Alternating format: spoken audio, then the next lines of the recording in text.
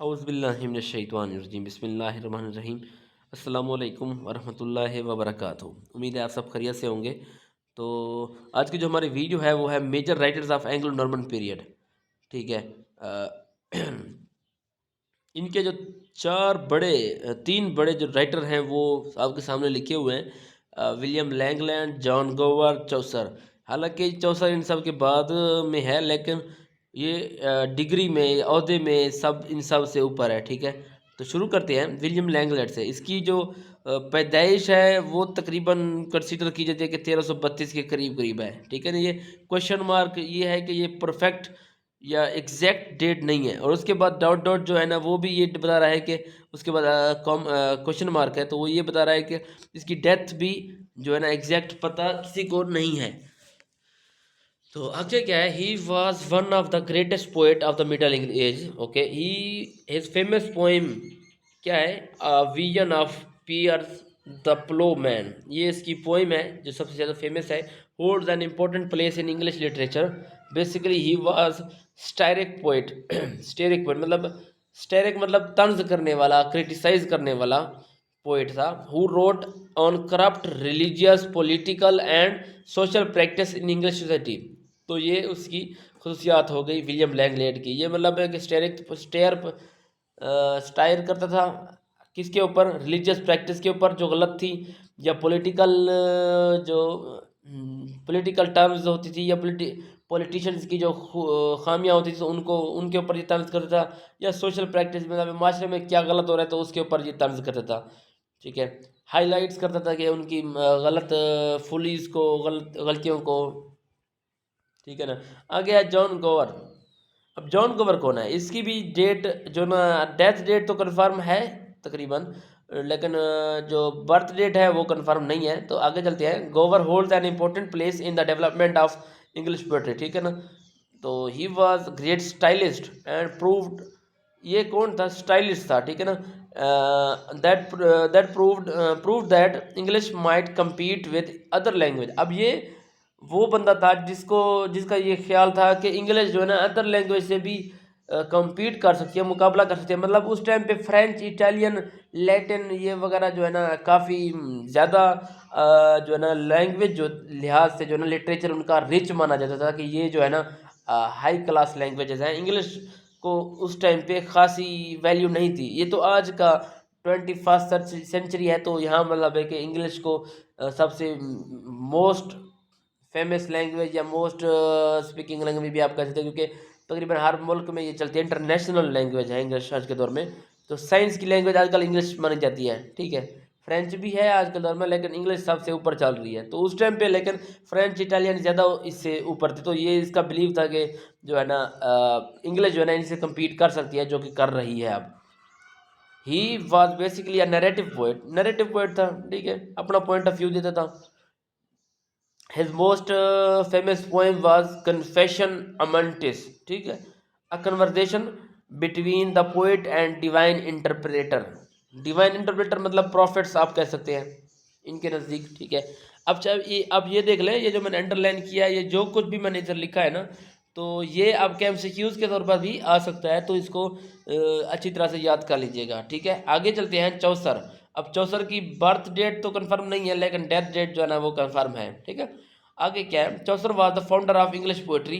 He is called the father of English literature and poetry. दोनों का father मतलब ये प्रॉपर तरीके से जो है ना इंग्लिश पोएट्री या इंग्लिश लिटरेचर जो अपनी फॉर्म में आया या मतलब वजूद में आया, एक धौंस बढ़ी इसकी, इसको रिच किया इस लिटरेचर को।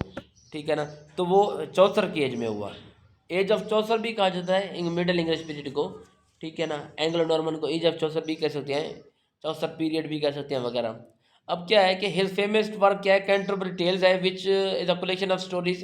पिलग्रिम्स जो मज़ार पर जाते हैं, on the way of Thomas baked. ये थॉमस बैकेट का मज़ार है, तो वहाँ पर ये जाते हैं एट कैंटरबरी। कैंटरबरी इलाके का नाम है। Chaucer's work fall into 3 periods which are following. अब इसका वर्क जो है ना 3 periods में फॉल करता है। ठीक है। तो जो है वो हम आपको नीचे दिखा देते हैं। During the first period he imitated French models. First इसने फ्रेंच मॉडल से मुतासर होकर उसको नकल करना शुरू किया, particularly the famous long poem Le Roman de la Rose. ये उसकी पोएम है रोमन्स की, मतलब इटालियन लिटरेचर की, नहीं लैटिन लिटरेचर की, सॉरी, क्योंकि रोमन्स की जो लैंग्वेज थी वो लैटिन थी, लैटिनी थी। इटालियन तो इटली वालों की है, ठीक है। ये इटली भी आजकल रोम, तो खैर छोड़े, आगे चलते हैं। Which gives an intimate introduction to the medieval French romances and allegories of courtly love. Allegories और रोमांसेस के ऊपर जो है ना, फ्रेंच रोमांसेस के ऊपर जो है ना ये पोएम थी। पहले इसने ये मॉडल जो है ना अडॉप्ट किया, इसके इस तरह लिखना शुरू किया।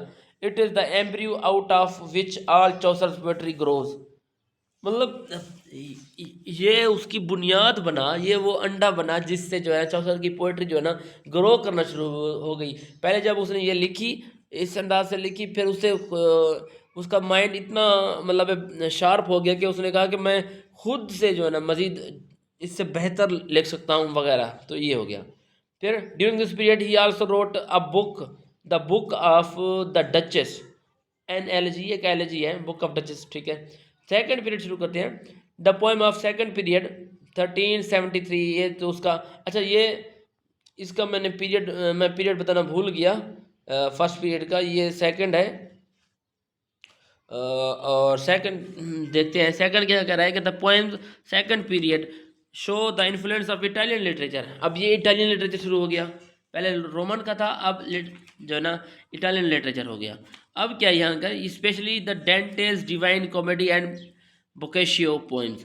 अब यहाँ पर वो जो है ना डेंटे और बोकेशियो की पोएम से मुतासर हुआ, ठीक है। In this period he wrote Parliament of Fowls, ठीक है ना, और which contains very dramatic and satiric dialogues between the assembled burn, the house of fame which is masterpiece of comic fantasy, ठीक है ना।